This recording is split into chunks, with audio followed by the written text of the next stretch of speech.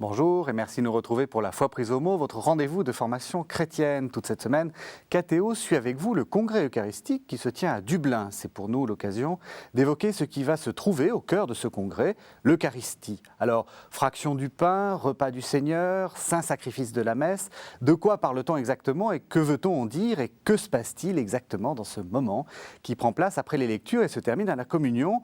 Quelle place doit-elle occuper dans la vie chrétienne? Pour y répondre, deux invités. Arnaud Jean Lambert, bonjour. Bonjour. Vous êtes professeur de théologie pastorale et de liturgie à l'Université catholique de Louvain en Belgique. Père Pascal Destieux, bonjour. Bonjour. Vous êtes curé des paroisses Saint-Joseph et Sainte-Thérèse et c'est au centre-ville de Genève en Suisse. Exactement. Voilà, donc c'est une émission internationale comme le congrès lui-même. Alors j'ai envie pour commencer cette émission de vous poser une question alors très naïve. Eucharistie, ça veut dire quoi exactement? Pourquoi est-ce qu'on parle de congrès eucharistique? Oui, Eucharistie, c'est un mot grec, hein, comme souvent évidemment. Eucharistein, ça veut dire rendre grâce.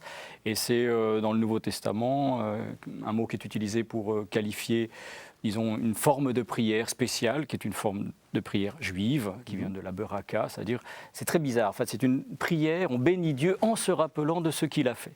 Voilà, c'est ça vraiment, hein, la Beraka, c'est ça l'Eucharistie, et c'est ça que ça va devenir par la suite, disons. Hein. Les premiers chrétiens vont bénir Dieu pour ce qu'il a fait, particulièrement en Jésus.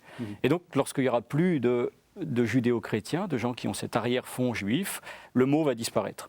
Et puis, au Moyen-Âge, on retrouve le mot, mais cette fois-ci pour désigner les espèces eucharistiques, comme on dit, donc hein, le pain, le vin, uniquement. Donc, c'est plus l'action, c'est le pain et le vin. Et plus récemment, on a retrouvé le mot Eucharistie pour dire l'ensemble de la célébration, enfin l'équivalent de la messe. Quoi.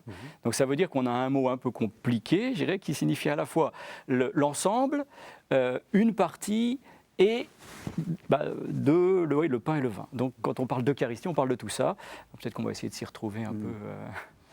Alors, ce qui est important de préciser tout de suite, c'est que l'Eucharistie, donc rite central, si j'ose dire, de ce qu'on peut appeler la messe, ne se comprend pas sans ce qui est avant, j'ai appelé ça l'office des lectures, et puis la suite. Hein, vous êtes d'accord? C'est ça, on parle des deux tables de la messe, donc la table de la parole et la table de l'Eucharistie.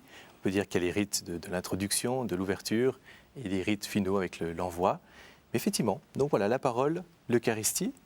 Puis c'est vrai que le mot Eucharistie veut dire donc action de grâce. On rend grâce, je crois que c'est important aussi de se rappeler ça. Hein. On dit merci au Seigneur, et quand on dit action de grâce, une action de Dieu d'abord pour nous, mais aussi une action de notre part. Hein. Donc on ne vient pas à la messe comme ça, les bras croisés, en attendant que ça passe. C'est une action, pas seulement du prêtre, mais aussi de tous les fidèles qui participent activement à ce qui se passe. Alors, ce qu'on va essayer de faire, c'est d'abord d'essayer de voir tous les différents noms. Ça nous permettra d'approcher la réalité, les différents noms de ce qu'on appelle l'Eucharistie. Donc, je les ai cités dans le lancement, fraction du pain, etc. Et puis ensuite, on parlera plus précisément de la liturgie eucharistique. Alors, c'est un peu une sorte de quiz. Si je vous dis fraction du pain, qu'est-ce que ça vous dit ? Ça dit action, comme il a dit, évidemment, c'est l'action, c'est le moment où on rompt le pain, et puis c'est comme ça que les premiers chrétiens ont dit. Et peut-être simplement pour le plus facile, c'est de penser aux disciples d'Emmaüs. Hein, ils le reconnurent à la fraction du pain, donc au moment du geste, un geste finalement banal, qui est le geste de la prière familiale juive, qui est le geste de la scène, aussi dans le judaïsme chaque année, du repas de Pâques. On le reconnaît. Donc, au moment d'un geste, on le reconnaît. Pourquoi ? Parce que ça renvoie, pour les premiers chrétiens, immanquablement, au don de la vie, à la fraction du corps du Christ en croix. Et donc, on le reconnaît dans l'action. Et là aussi, comme pour l'Eucharistie, on va arrêter, dès qu'on n'a plus cet arrière-fond juif, on va arrêter de parler de fraction du pain. Voilà pour le c'est premier. important pour vous, fraction du pain ? Parce que la fraction du pain, c'est aussi quelque chose qu'on communique, qu'on prend ensemble. J'aime bien dire aux enfants de la première communion que le mot copain vient de cela, le pain qu'on partage ensemble. Donc la fraction du pain, c'est aussi cela. C'est le Christ qui se donne et on a part au même corps du Christ, au même pain. Repas du Seigneur. Repas du Seigneur, alors c'est aussi un terme assez ancien qui d'abord nous parle de la notion de repas. Et c'est très important, Jésus prend souvent cet exemple-là dans les paraboles pour dire le royaume de cieux sera comme un grand repas auquel on est invité. Et donc, voilà, on est ensemble pour ce repas, mais après, il faut ajouter repas du Seigneur. Sinon, on aurait des restaurants à la place de nos églises. Et donc, c'est le Seigneur qui nous invite, c'est le Seigneur qui se donne en nourriture pour nous. c'est lui que l'on reçoit. Pour une fois, c'est un mot qui ne disparaît pas. Oui. C'est-à-dire que les chrétiens vont continuer à utiliser ce mot-là, y compris quand ils seront plus perdus, ils auront perdu leur racine juive. Et c'est le mot principal, par exemple, pour la réforme protestante, puisque là, on va se baser sur ce mot-là et on va parler de scène, de sainte scène. La scène, ce n'est jamais que le repas en latin. Ok, Donc là, ça, c'est un mot qui va traverser tout le christianisme, hein, donc jusqu'à aujourd'hui, en tout cas. Mais justement, repas du Seigneur, on pense plutôt au repas qu'a pris le Seigneur, donc le côté plutôt mémorial, et c'est un mot qui va venir, ou est-ce qu'on pense plutôt au fait qu'on prend un repas ensemble? Et j'ai envie de dire, alors ça c'est mon mauvais esprit, mais j'espère qu'au banquet eschatologique, on va manger autre chose que du pain. Et du vin. Et encore, tout le monde n'en prend pas. Hein. Donc, comment est-ce que vous voyez les choses? Plutôt comme ce mémorial ou plutôt comme... Moi, je dirais les deux, en tout Ouais. cas. On fait le mémoire du dernier repas du Seigneur, mais nous sommes invités à un repas. Effectivement, c'est comme je Symbolique, dis, c'est hein. un repas plus symbolique. Oui. Mais voilà, nous sommes autour de la même table pour communier ensemble. La dynamique du repas est très belle. Un repas, on le voit bien quand on prend un repas en famille ou avec des amis, c'est pas seulement la nourriture qui compte. S'il y a des tensions, même si le repas est excellent, on va vite trouver les choses très désagréables, on aura même envie de quitter la table. Et à l'inverse, si on est avec des très bons amis, même si c'est limite, eh ben, on passe un très bon moment. Il y a cela aussi. Les repas du Seigneur, le Seigneur est là. C'est-à-dire que c'est pas simplement les deux hypothèses que vous avez évoquées, c'est aussi le repas du Seigneur en sa présence. C'est lui qui nous convoque. Donc lorsque des chrétiens viennent célébrer l'Eucharistie, c'est à la convocation de Dieu pour se rassembler autour du Christ. Ils se rassemblent et le Christ est là. Donc c'est aussi repas du Seigneur présent, en fait. Alors, j'ai commencé à le dire, il y a aussi comme nom habituel le nom de mémorial. Quand on parle de mémorial, ça vous fait penser à quoi et qu'est-ce que ça désigne exactement? Alors, mémorial, c'est un des mots les plus importants de la théologie de l'Eucharistie, un des plus compliqués, parce que là aussi, il faut faire appel aux racines juives, c'est-à-dire qu'on se rend contemporain d'un événement. Ce n'est pas simplement de la nostalgie du dernier repas de Jésus avec ses disciples, mais il y a quelque chose de... On se rend contemporain pour actualiser, pour faire venir à nous les bienfaits de ce repas-là. Donc le mémorial des Juifs, c'est la sortie d'Égypte, c'est l'Exode, c'est le retour de Babylone. On se rappelle de ce que Dieu a fait pour que aujourd'hui on sache qui peut le faire pour nous. Et donc l'Eucharistie, c'est mémorial de la souffrance, la mort, la résurrection, la glorification du Christ. Et tout cela, lorsqu'on le célèbre, on en bénéficie, je dirais, autant que les témoins. Donc c'est ce processus d'aller-retour qui fait le mémorial. Alors, est-ce que tous ceux qui viennent à la messe, à l'Eucharistie, en ont conscience? Probablement pas, mais ça vient peut-être petit à petit. C'est aussi un des buts de la vie, tout simplement, pour comprendre ça. Alors, ça pose une question qui est la question, justement, de la... alors, qu'on va peut-être revoir après dans la deuxième partie, mais je veux déjà que vous me répondiez à cette question. Mémorial, ça veut dire qu'on a l'impression qu'on rejoue quelque chose, ou on refait quelque chose. Par exemple, vous prenez pour le Christ en croix ou pour le Christ à la scène, plus exactement? Alors, de fait, le prêtre n'est pas le Christ, donc même s'il le représente, il agit en son nom. Alors, je crois que c'est très beau de se rappeler ça. On fait mémoire de ce qui s'est passé, mais comme un événement qui nous touche aujourd'hui, comme l'a très bien dit Arnaud, un peu comme un anniversaire de mariage. Pour un couple qui est marié, quand il célèbre l'anniversaire de mariage, ce n'est pas seulement pour souvenir ce qui s'est passé il y a X années, mais du mariage qui est toujours là. Et ce mémorial, c'est ça, vraiment. Donc, on rend présent. C'est le cardinal Journet il avait utilisé le terme de réitérer. On ne refait pas le sacrifice du Christ, on ne le renouvelle pas, on le réitère. Et il avait des mots très forts en disant, à la messe, les 2000 ans qui nous séparent du dernier repas, de la croix, de la résurrection, sont abolis. Et nous sommes rendus participants à ce qui s'est passé il y a 2000 ans. On n'y était pas, par la force des choses, en plus ce n'est pas la bonne région, mais là on est rendus participants. C'est bien que le cardinal Journet disait aussi aux enfants du catéchisme, mes enfants, quand vous êtes à la messe, si vous fermez les yeux, pensez que vous avez devant vous exactement la même chose que Marie et Jean. C'est le Christ qui se donne à nous. On pourrait dire simplement qu'au moins on n'a pas à être jaloux avec les disciples. Je veux dire, bien sûr, on n'est pas témoin des visus, mais on est tout à fait aussi égaux devant ce qui a été vécu que saint Augustin, saint Thomas d'Aquin ou le curé d'Ars. Je veux dire, la difficulté, c'est ça, c'est que justement, est-ce que c'est simplement un côté purement psychologique de se dire, en me rappelant des événements heureux, je les revis un petit peu, vous savez, comme ces gens qui aiment se rappeler de ce qu'ils ont fait de ce qu'ils ont fait de bien ou d'ailleurs de ce qu'ils ont fait de mal. Enfin, ou est-ce qu'il y a quelque chose de plus? Parce que souvent, dans la présentation qu'on en donne, donne, c'est un peu ce côté psychologique, en disant « Ah, on s'en rappelle, c'est sympathique », et donc on revit un peu les choses, mais est-ce que c'est plus que ça? D'un point de vue anthropologique, c'est pas plus que ça. Je veux dire, c'est la fonction d'un rite, un rite particulier, une fonction. D'un point de vue plus théologique, donc du point de vue de la foi chrétienne, il y a plus que ça, dans le sens que ce qui est l'acteur principal du mémorial, c'est l'Esprit Saint. Donc c'est cette force de Dieu, toujours assez difficile à comprendre un peu ce qu'est l'Esprit Saint, mais qui actualise. Donc on est véritablement contemporain de l'événement. Mais ça, c'est dans la foi chrétienne. Oui. C'est ce qui va différencier le chrétien qui participe à la messe, l'Eucharistie, et le non-chrétien qui sera de passage, qui pourrait être touché par une belle liturgie, par un rite, par une émotion, mais qui ne va pas entrer dans ce mouvement du faire-mémoire qui le transforme. Là, il y a la foi et le mystère de la foi pour cela. Je dirais que la clé de ce mémorial, son invitation de base, c'est les paroles du Christ. Faites cela en mémoire de moi. Donc on répond à cette invitation-là. Oui. On refait cela en mémoire de lui. Et voilà, je crois que c'est vraiment le magnifique moyen qu'il a aussi trouvé pour nous, en pensant à ceux qui allaient venir après, pour nous faire participer à cela. Ceci est mon corps, vous ferez cela en mémoire de moi.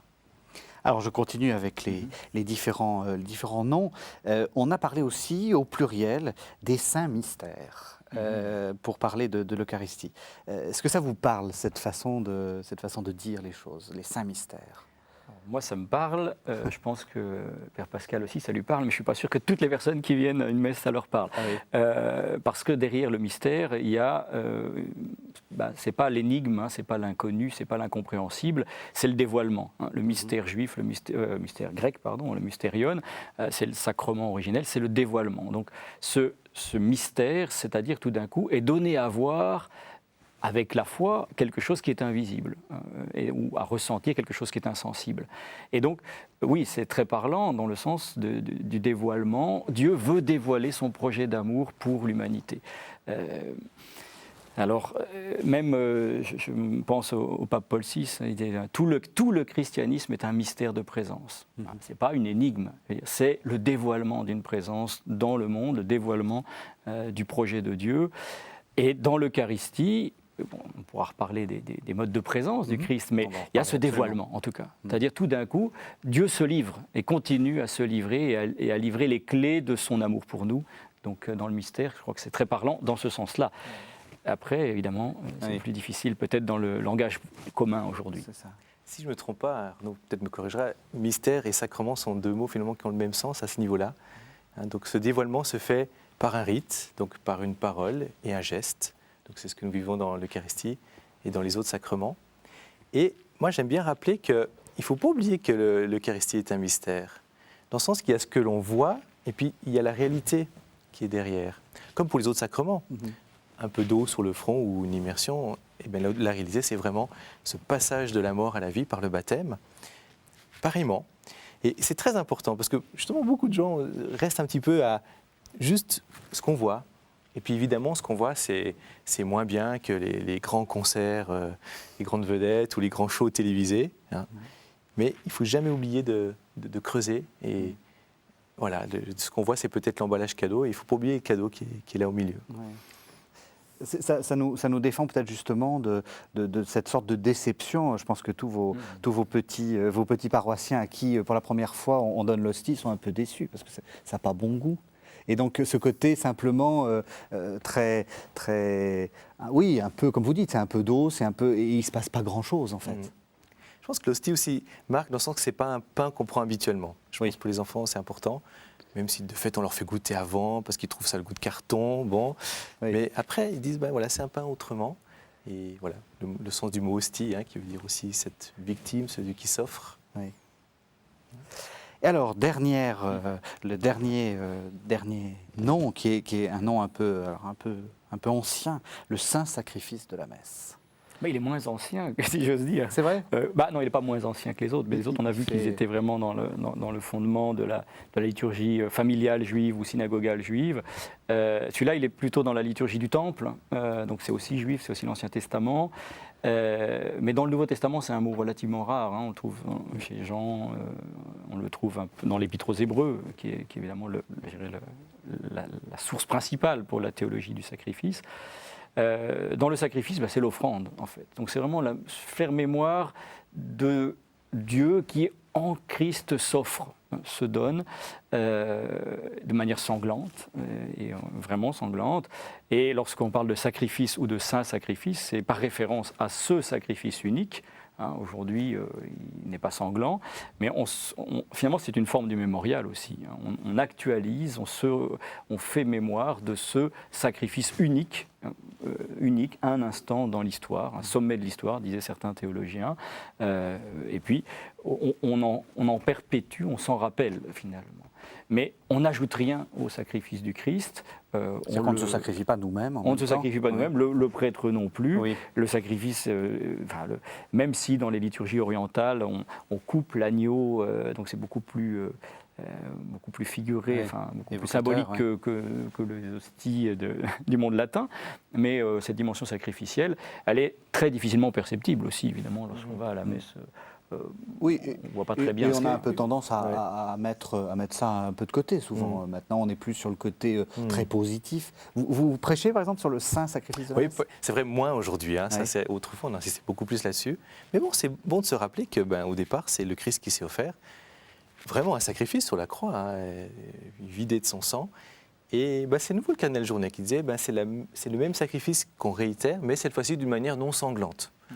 Tant mieux, parce que s'il fallait manger de la chair et boire du sang, voilà. Oui. Mais c'est la même réalité. C'est ça. C'est la même réalité quand même.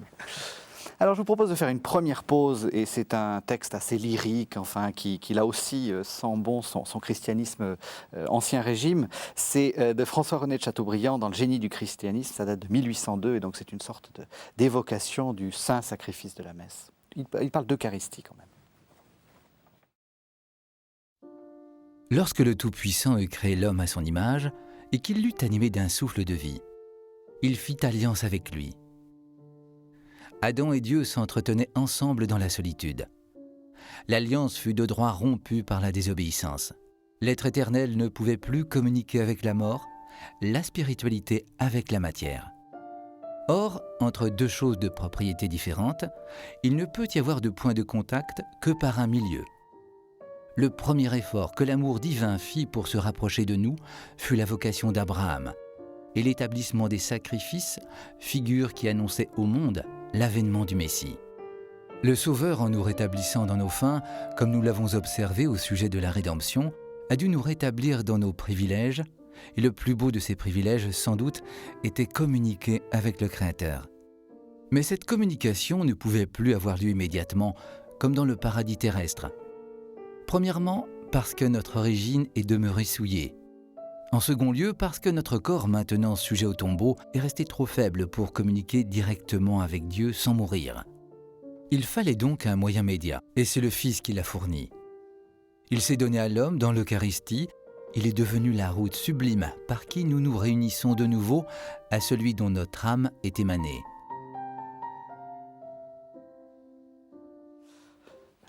Voilà, donc un texte très théologique, finalement. Alors maintenant, je vous propose de rentrer bien plus avant dans la liturgie eucharistique et peut-être nous expliquer en gros, peut-être dans les grandes lignes, comment c'est composé. Parce qu'on a l'impression que c'est une sorte de tunnel, tout d'un coup, on se lève et puis hop, on se retrouve dans une sorte embarqué. On a l'impression qu'il n'y a que le prêtre qui a des choses à dire. On fait quelques réponses comme ça. Expliquez-nous d'abord comment c'est composé. Qu'est-ce qui se passe dans cette fameuse liturgie eucharistique, donc dans ce temps, après les lectures et avant la communion? Ben, je dirais, on peut en évoquer de plusieurs façons. En tout cas, ça a toujours été de cette façon-là, à peu près, hein, depuis autant que l'Eucharistie existe. Et on la trouve plus ou moins dans toutes les liturgies, pas simplement latines. C'est-à-dire qu'on a un temps de préparation, d'entrée dans cette liturgie. Alors, chez les orientaux, ça se fait plus tôt, hein, donc préparation des dons, qu'on appelait avant offertoire. Normalement, on n'appelle plus offertoire. Mais on prépare. Et puis, on entre dans une première prière qu'on appelle la préface, qui est une prière qui donne la tonalité, qui s'adapte au temps, au carême, à l'avant. Une acclamation qui est présente dans toutes les liturgies aussi, hein, le Sanctus. Donc là, je dirais peut-être le sommet visible, audible, hein, de l'acclamation. Par l'acclamation, la grande prière eucharistique, on en pourra en reparler, Oui, on va en parler. un peu compliqué, qui est souvent en effet un peu monologue, avec le récit de l'institution au milieu. Et puis, voilà, après, il y a un autre Père et la fraction et la communion, en fait. Vous, comment vous le vivez? Oui, Il y a ce côté un peu technique, mais... C'est sûr, hein, Ouais. c'est sûr. Là, c'est clair que c'est le prêtre qui parle au nom de tous. Oui. Il faut bien se dire que tous, on est partie prenante, hein, même si on ne parle pas à ce moment-là. Ah oui, le Et- prêtre parle au nom de tous, parce qu'on a un Au peu nom de l'impression tous. qu'il y a une Ah oui. sorte de déclaration du prêtre. Ah oui, Qui le prêtre est- je ne dis jamais je, à part Ouais. quelques exceptions. Ouais, Hein, ouais. il parle toujours en nous. Et donc, c'est vraiment, il est le porte-parole de la communauté. Oui. Donc, on commence par cette préparation des dons et cette présentation des dons. Et j'avais entendu une fois une conférence sur la messe et j'étais très surpris. Le prêtre, je ne sais plus qui c'est maintenant, et il disait, d'après vous, quel est le moment le plus important de la messe? Alors, on pense tout de suite à la communion, à la consécration. Mhm. Puis il disait, non, c'est justement l'apport des dons, donc qu'on appelait autrefois l'offertoire. Pourquoi? C'est la quête? Parce que c'est non, c'est le moment où on s'offre avec le Christ. Alors c'est beau ça. Et personne ne peut s'offrir à notre place. Le pain et le vin représentent notre vie qu'on apporte au Seigneur. Alors c'est un peu dommage dans la liturgie parce que finalement ça devient presque un temps mort, hein, entre deux temps forts, le temps de la parole, l'Eucharistie qui va suivre, et puis c'est un temps où un peu chacun fait autre chose. Les fidèles ont fait la quête. Oui, on fouille, Le cœur dans va notre peut-être porte-monnaie, prendre, oui, c'est on ça. pense à autre chose. Ah ouais. oui, oui. Le chœur va prendre un chant de présentation des dons et le prêtre accomplit les rites donc, de ce temps-là. C'est un peu dommage. Oui. J'étais il n'y a pas longtemps dans un monastère à Lérins et j'ai remarqué que les moines sont debout pendant la présentation des dons pour dire, voilà, on participe pleinement. Et peut-être il y aurait quelque chose à inventer. revoir à ce niveau-là. Ouais, ouais. Alors, après cette présentation des dons, il y a, on a parlé des préfaces, et puis vous avez aussi parlé des prières eucharistiques. On peut changer ces moments-là. On a l'impression que on n'entend pas toujours la même chose, et ça nous pose la question justement d'abord de la nécessité de ce changement, du sens de ce changement, et puis peut-être aussi du droit de changer. C'est quelque chose qu'on a beaucoup reproché après le Concile Vatican II, c'est que voilà, chacun faisait sa petite préface, sa petite. Quel est le sens de ces prières mobiles, si j'ose dire, et puis qu'est-ce qu'on a le droit de faire exactement? Oui, c'est un peu difficile de parler en termes de droit, mais de fait, hein, C'est comme ça que ça a été vécu. en Voilà, tout cas. tout à fait. Hein, dans le sens, pendant des siècles, il n'y a pas de prière rédigée, de toute façon. Hein, donc, les premières prières rédigées apparaissent au moment où il commence à y avoir des conflits théologiques sur la nature du Christ, donc à l'époque arienne, on va dire. Mais oui, mais on ne peut pas dire n'importe quoi de Jésus. Donc, on va commencer à rédiger, notamment la prière et la prière eucharistique, et encore pas tout à fait rédigée. Donc, je dirais, historiquement, c'était cela. Hein, de dire, voilà, on ne peut pas dire n'importe quoi. Pourquoi? Parce qu'il y a des théories derrière. Et ça, c'est assez important, parce que par la suite, pour la tradition latine, on s'est fixé notamment à une prière eucharistique, hein, qu'on appelait le canon, donc la règle, le canon romain, qui est la prière eucharistique numéro 1 actuelle, un petit peu modifiée. Et donc le canon, c'est bien la règle, c'est la règle de la foi, c'est si on se tient à ça, alors on est dans la vraie foi. En fait, c'était ça qui était derrière. Et surtout, il ne fallait pas prendre le risque de toucher à la règle, au canon, parce qu'on pouvait toucher à la foi. Sauf les préfaces là, qui étaient mobiles, en effet, tout simplement pédagogiquement, hein, parce qu'on ne va pas parler de la même chose à Pâques et à Noël, quoi, tout simplement. Bon, ça, je crois que n'importe quel enfant de 6 ans, il le comprend. Alors, après le Concile Vatican II, et notamment c'est une des décisions assez personnelles de Paul VI, c'était de retrouver une variété de prières eucharistiques, comme dans d'autres traditions orientales. Ils ont plusieurs prières eucharistiques, qu'ils appellent des anaphores. Et donc, pour, j'irais simplement regarder le même mystère, le même dévoilement, de plusieurs façons. Parce que finalement, la foi, elle peut être unique et se dire de plusieurs façons. Donc c'est tout simplement un autre rapport à la vérité de foi. Et donc on a concrètement 4 prières eucharistiques principales qui ont été créées à ce moment-là ou réutilisées à ce moment-là. Puis on en a rajouté 2 pour les réconciliations, 3 pour les enfants.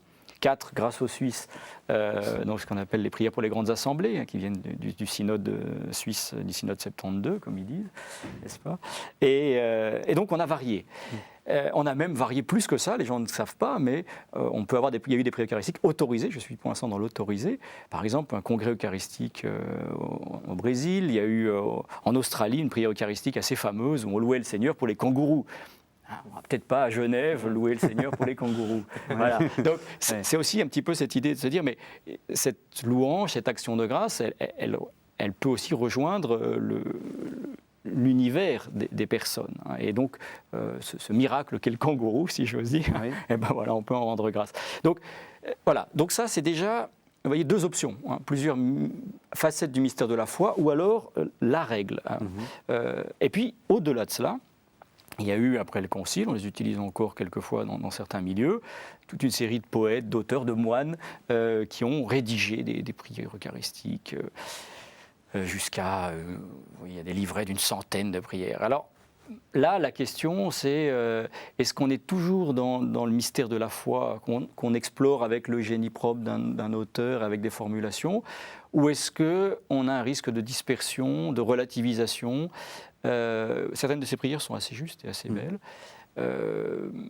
C'est plus compliqué. Et alors après, il y a l'improvisation qui existe encore. Donc en gros, je sais pas, une paroisse en Belgique où la sacristine rédige la prière eucharistique du lendemain.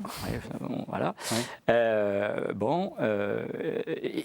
je dirais à la limite, ça va pas, quoi. Je dirais, dans le sens qu'on est vraiment dans le pur subjectivisme du moment. Alors, à moins d'avoir quelqu'un de génial, on va avoir un texte souvent très pauvre, ou alors qui va oublier certains aspects. Parce qu'une prière eucharistique, c'est très construit. Il y a plusieurs dynamiques.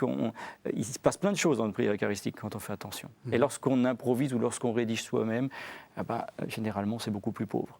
Donc, je dirais, en dehors même d'être dans le droit, dans le permis, pas permis, souvent ça ne va pas, quoi. C'est des textes qui ne sont pas à la hauteur de ce qu'on fait. Vous êtes d'accord ? Oui. Vous improvisez, vous ? Non. En entrant dans une prière eucharistique qui n'est pas la mienne, je rappelle aussi que ce n'est pas ma liturgie, ce n'est pas la liturgie du Père Pascal, c'est la liturgie de l'Église que je célèbre. Mais cela dit, c'est beau qu'il y ait cette diversité de prières eucharistiques. Et c'est étonnant de voir dans la pratique, finalement, beaucoup de prêtres ont pris comme règle la prière eucharistique numéro 2 pour la seule raison qu'elle est la plus courte que les autres. Et c'est vraiment dommage. Et moi, j'aime bien, en fonction de la fête, en fonction des textes, regarder vraiment la prière qui va le mieux. Il n'y a pas si longtemps, on fêtait la Sainte Trinité. Je me dis, tiens, la prière numéro 4 va bien parce qu'elle développe bien tout cet élan, le Créateur qui envoie son Fils et l'Esprit Saint. Et donc, c'est bien. Et puis les prières pour les enfants. D'ailleurs, on peut même des fois prendre les prières pour les enfants, pas forcément pour une messe des familles, parce qu'elles nous disent aussi des choses de manière très accessible et très touchante. La diversité des prières, ça pose aussi la question justement de la justesse des choses et presque du côté un peu magique. C'est-à-dire qu'on avait l'impression qu'avec la prière 2, celle du canon, que voilà, il y avait des sortes de mots magiques qu'on disait et ça faisait fonctionner le rite, si j'ose dire, et fonctionner le sacrement, et donc on était sûr que voilà, tout était valide. Est-ce que justement le fait d'introduire plusieurs prières, c'est pas une manière de casser cette idée-là ? C'est peut-être pas si mal, parce qu'en plus avec ça, il y a encore le latin. Et même à un moment, on se disait, mais quand c'est que le Christ est présent, alors qu'on dit hic est, il n'est pas encore là, corpus, mais là, à ce moment-là, c'est pas la magie, il est présent à tel mot et pas juste avant. Et, non. Donc, je pense qu'on va en reparler. Le Christ, il est présent par l'épiclèse et la consécration.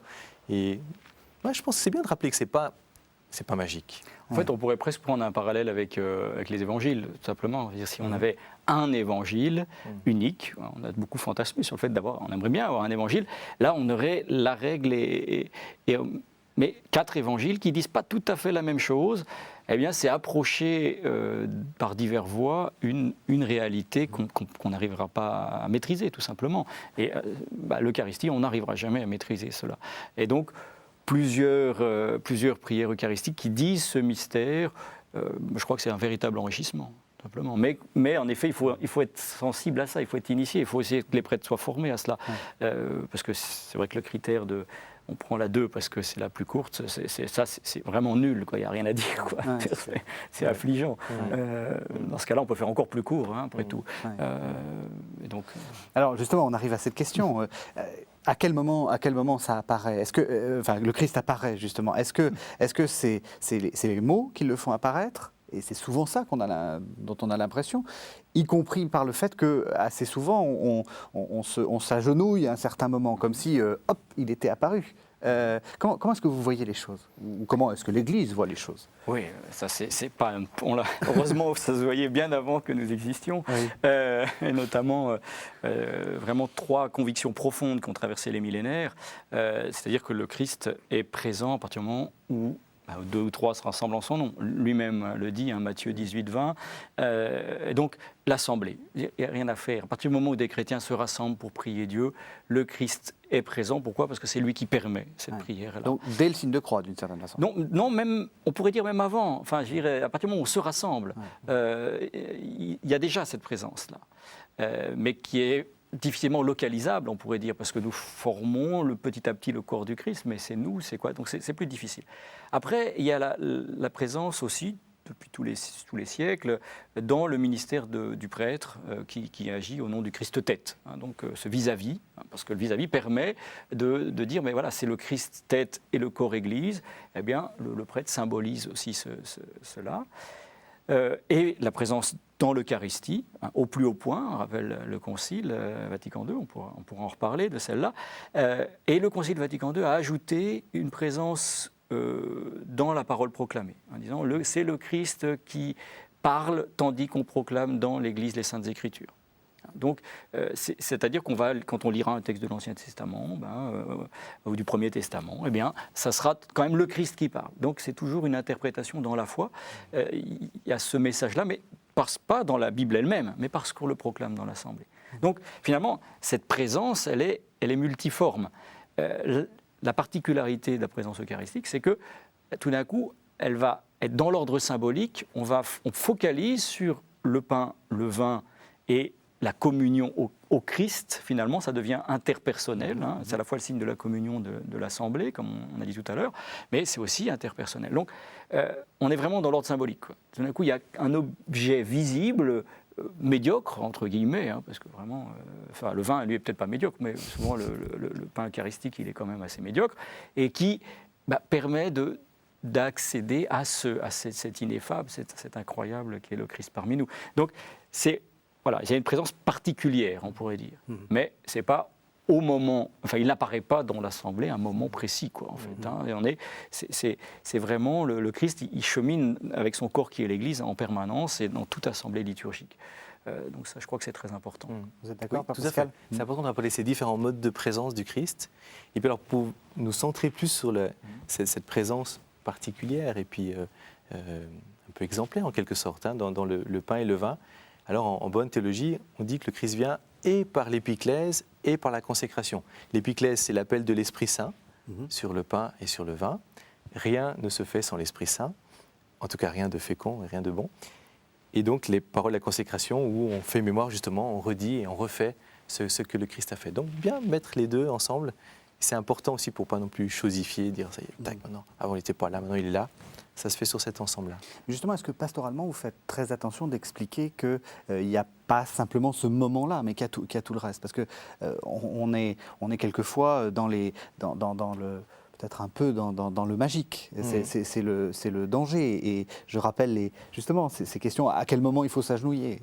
C'est des questions qui posent la question du rapport que l'on a à ce moment précis Alors déjà, dans la liturgie, il y a différents moments où on révère le Christ. Donc l'assemblée, c'est clair, mais aussi l'autel, qui est un signe particulier du Christ, qui est à la fois le prêtre, la victime et l'autel.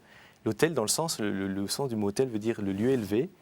Et autrefois, dans les religions anciennes, c'était le lieu où on apportait les offrandes aux dieux et on recevait en échange une offrande sanctifiée. Et pour nous, chrétiens, le lieu de jonction entre l'humanité et la divinité, entre nous et Dieu, c'est le Christ. Donc le Christ est vraiment l'autel. Et donc, on embrasse l'autel, on encense l'autel. Il y a le cierge pascal, il y a donc l'évangile, l'assemblée. Donc on voit bien qu'il n'y a pas qu'un seul mode de présence du Christ que l'on vénère. Alors, il se pose la question quand même de l'adoration eucharistique, c'est-à-dire de ce rite particulier, ou je ne sais pas si on peut appeler même ça un rite, ou cette pratique particulière qui fait qu'on sort, si j'ose dire, l'hostie de son contexte pour la mettre en vénération. Et je pense que pendant le congrès eucharistique, il va y avoir des adorations eucharistiques. Alors, quel sens ça a ? Est-ce que c'est l'hostie objet qu'on est en train de vénérer, ou est-ce que c'est ce qu'il y a derrière qu'on ne voit pas ? Alors c'est une question qui est à la fois simple et difficile, je dirais évidemment. Je crois que la première chose, puisqu'on parlait de la célébration eucharistique, c'est que le premier lieu d'adoration eucharistique, c'est la messe. Donc, et ça a toujours été ça, et c'est ça chez tous les chrétiens. Donc c'est vraiment lorsque l'on célèbre qu'on adore, et qu'on n'adore pas d'ailleurs le Christ, qu'on adore Dieu par le Christ, ou Dieu dans le Christ. Donc, c'est vraiment le lieu d'adoration, l'adoration par excellence, on pourrait dire. Après, je pense qu'au niveau de l'adoration eucharistique, la communion eucharistique, c'est aussi l'adoration par excellence. Et ça, c'est aussi chez tous les chrétiens, c'est aussi de tout temps. Alors, après, la tradition latine a développé, à partir du moment où on ne communiait pas, donc c'est aussi ça historiquement. Donc on ne communie plus parce qu'on en est indigne. En fait, c'est souvent une question de pureté, impureté. Et donc on a besoin de voir. Et donc on va passer vers le voir. On va regarder l'hostie pour communier spirituellement, parce que donc c'est pas pour adorer d'ailleurs, c'est pour communier spirituellement, parce qu'on ne communie pas physiquement. On ne mange pas le pain eucharistique, l'hostie. Donc on a ce passage et on va développer ensuite des liturgies d'adoration, et donc de la fête Dieu, de procession, donc né en Belgique. Tout se passe en Belgique. Oui, tout se passe en Belgique. Et donc, on va passer dans les rues pour sanctifier les rues avec le Saint-Sacrement. Mais tout ça, c'est toujours à des époques où on ne communie pas.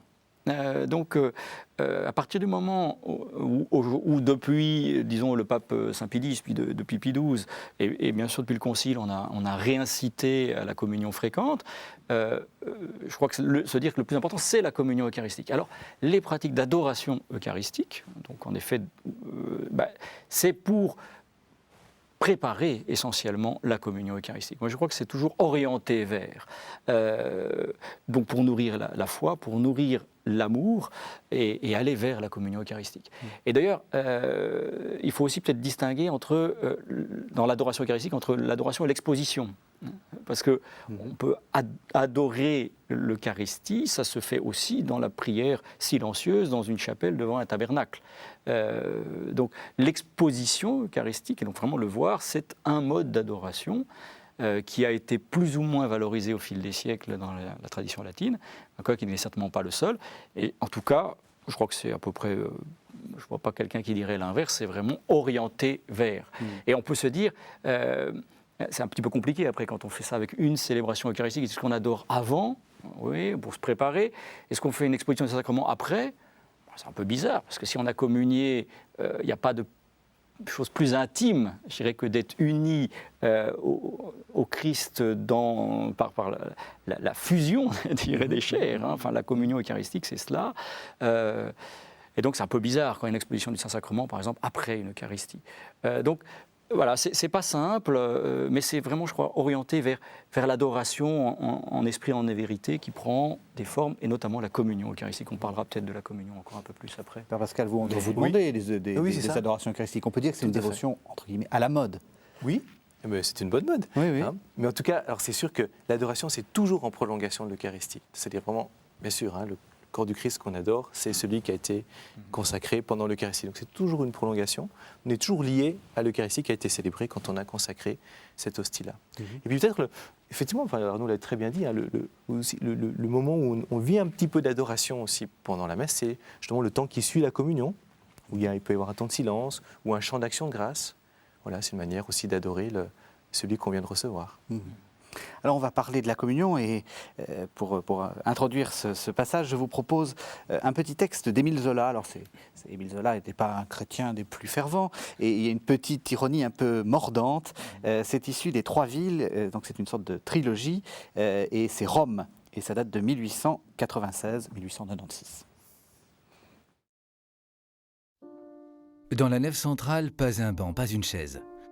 Un continuel va-et-vient de fidèles qui la traversaient, comme on traverse une gare, en trempant de leurs souliers mouillés le précieux dallage de mosaïque. Des femmes et des enfants que la fatigue avait fait asseoir autour des socles de colonnes, ainsi qu'on en voit dans l'encombrement des grands départs, attendant leur train. Et pour cette foule piétinante de menu peuple, entrée en passant, un prêtre disait une messe basse au fond d'une chapelle latérale, devant laquelle une file unique de gens debout s'était formée, étroite, longue, une queue de théâtre barrant la nef en travers. À l'élévation, tous s'inclinèrent d'un air de ferveur. Puis, l'attroupement se dissipa, la messe était dite. C'était partout la même assistance des pays du soleil, pressés, n'aimant pas s'installer sur des sièges, ne faisant adieu que de courtes visites familières, en dehors des grandes réceptions de gala à Saint-Paul comme à Saint-Jean-de-Latran, dans toutes les vieilles basiliques comme à Saint-Pierre lui-même.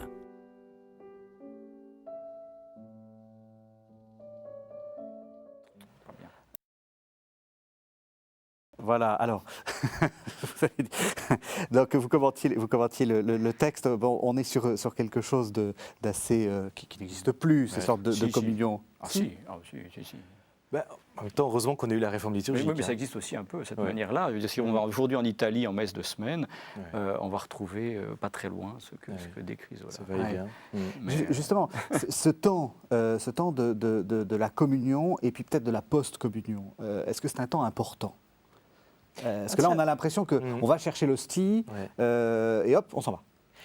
Ben justement pas. Parce que déjà, c'est très beau dans la communion, on fait deux choses. On tend les mains, ou on ouvre la bouche. Bon.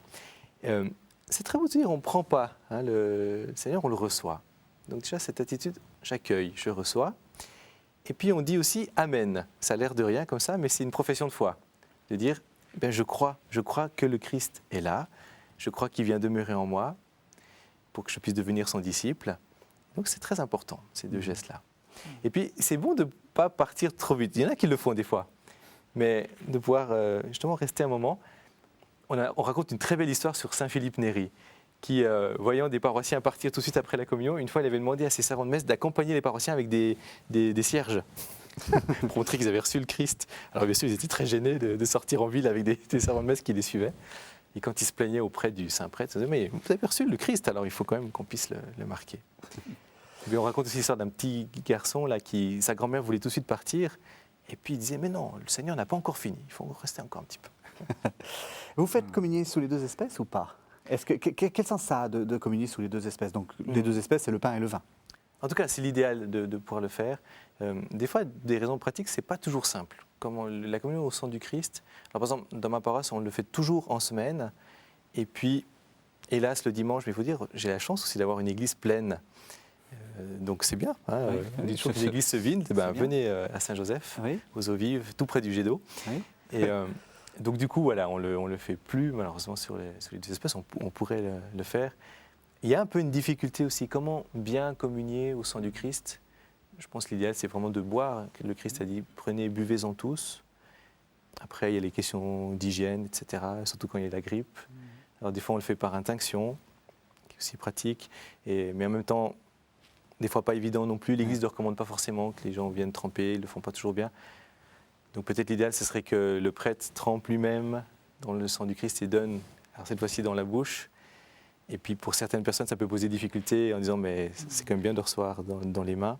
Donc, ce n'est pas très très simple dans la Oui, pratique. puis c'est nouveau aussi, enfin, il n'y a rien à faire dans la tradition latine. Je rappelle, c'est interdit en 1415, Concile de Constance, parce que c'était une revendication des Hussites principalement. Donc des hérétiques. Donc qui étaient, oui, Enfin, c'est ce qu'on appelle les réformateurs catholiques à l'époque, puis en fait après, voilà, les pré-réformateurs, mais pas parce que c'était leur symbole. Donc en fait, c'était pas parce qu'ils critiquaient qu'on ne le fasse pas, mais ils n'étaient pas entre guillemets condamnés pour ça.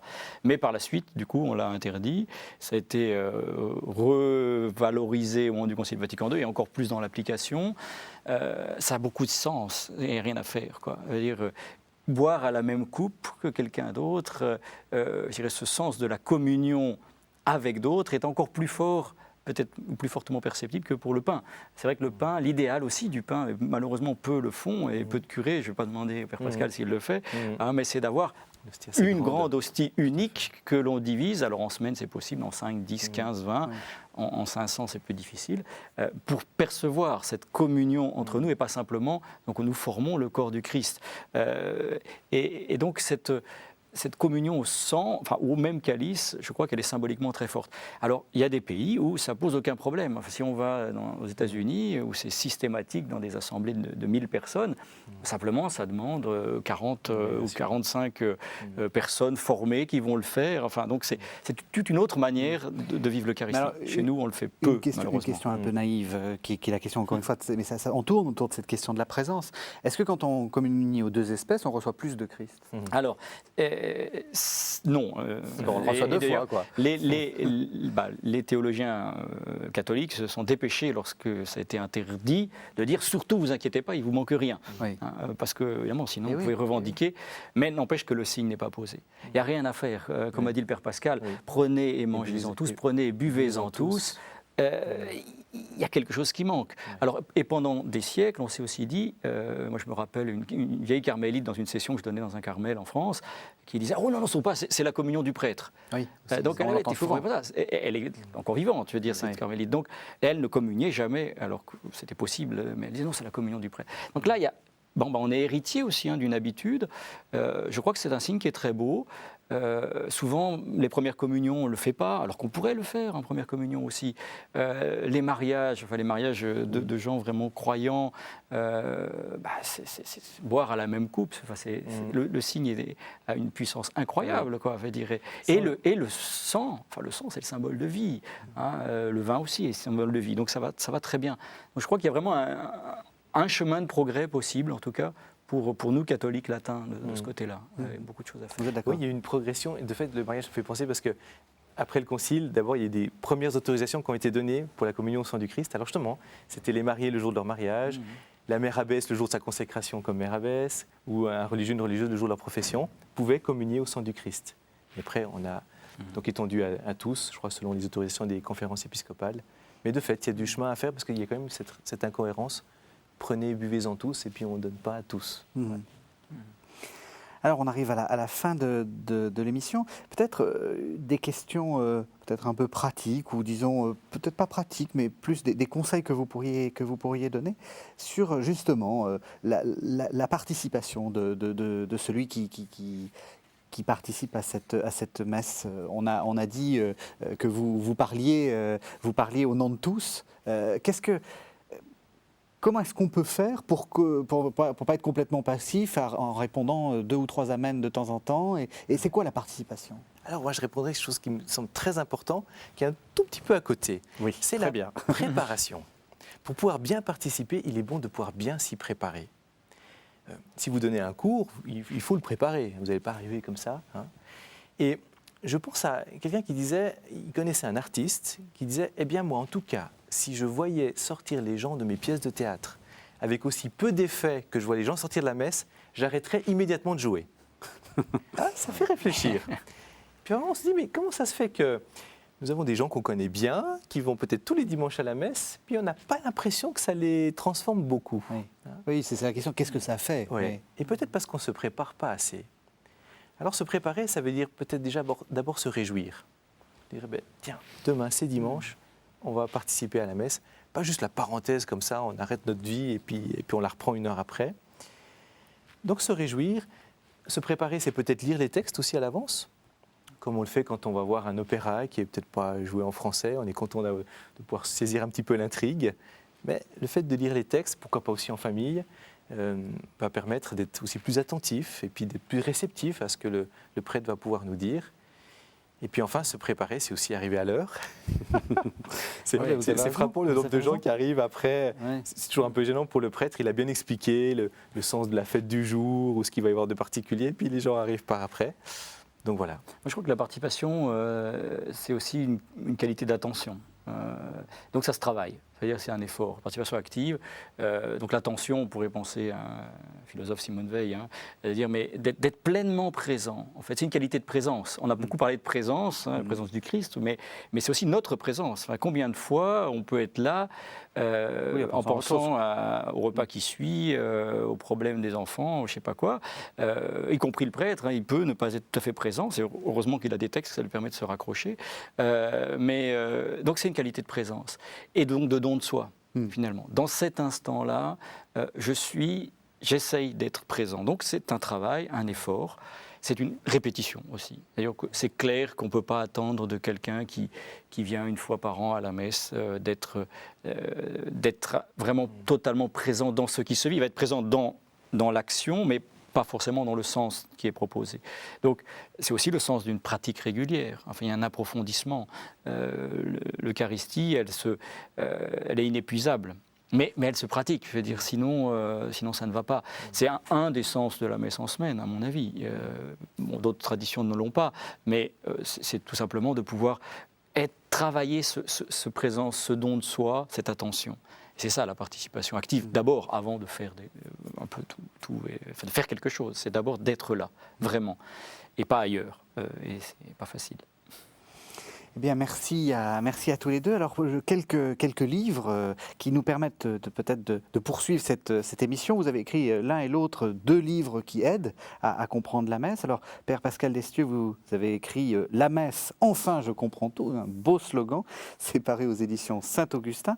Et Arnaud Join-Lambert, vous avez écrit un guide pour comprendre la messe qui est paru également, qui est paru aux éditions MAM, pardon.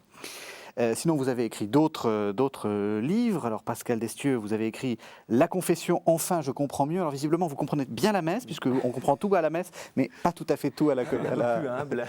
On est plus humble sur la confession, donc c'est aussi aux éditions Saint-Augustin. Et puis, Arnaud Join-Lambert, vous avez écrit « Les expériences de mort imminente, hallucination ou lumière sur l'au-delà » aux éditions Fidélité. Et puis, alors, peut-être que vous nous direz en 2 mots, prier 15 jours avec Karl Leisner. Dites-nous en 2 mots qui est Karl Leisner. Karl Leisner, un jeune diacre, 5 ans en camp de concentration, mort à la fin, sorti à Dachau, béatifié par Jean-Paul II comme modèle de la jeunesse européenne. Quelqu'un de très eucharistique d'ailleurs, et un beau cheminement de vie. Voilà, donc prier 15 jours avec Karl Leisner aux éditions Nouvelle Cité. Vous pouvez retrouver cette émission sur kto.tv.com. Merci de nous avoir fait participer à votre pratique de la messe. Merci de nous avoir suivis.